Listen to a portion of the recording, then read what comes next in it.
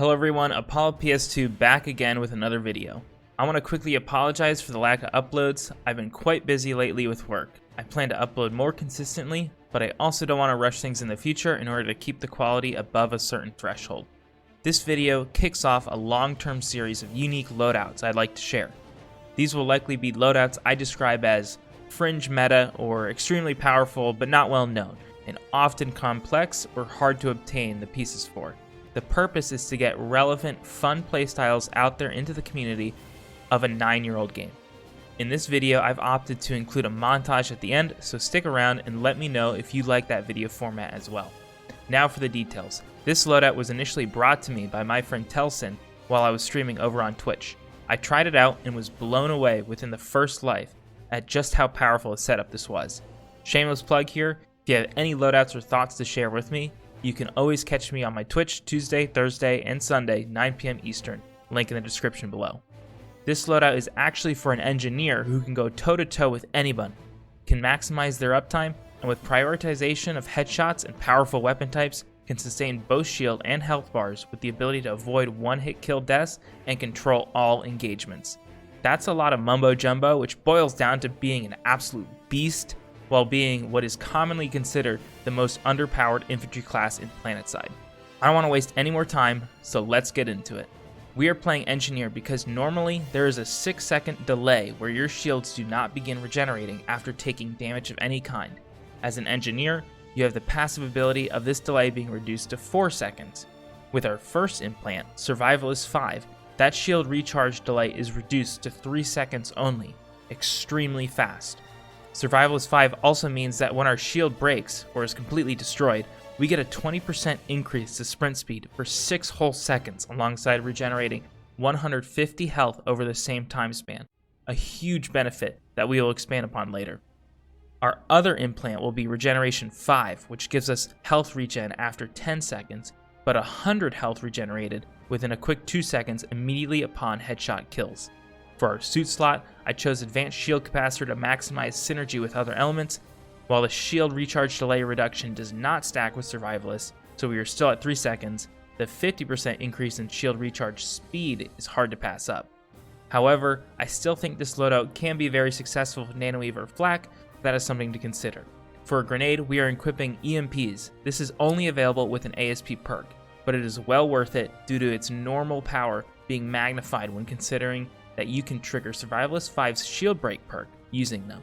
You'll be able to sprint faster, regenerate a good chunk of health, and ideally equalize the HP of your opponent in advantageous situations on demand. This is great for when you have already killed another player and are getting chased. You run away fast after losing your shields, are regenerating 150 HP, and then when your shields do start to go up after 3 seconds, you can EMP yourself and anyone chasing you by doing a quick 180 and restart the same effect. All of a sudden, the tables have turned. You are still regenerating both health and shields at the same time, while your enemy is stuck at 500 HP. I know what you're thinking. This scenario is too niche. It doesn't happen that often. I challenge you to try it out. The extra 20% sprint speed means that you can actually make this scenario happen consistently if you wanted to, since you get to direct the cat and mouse game with your enemies.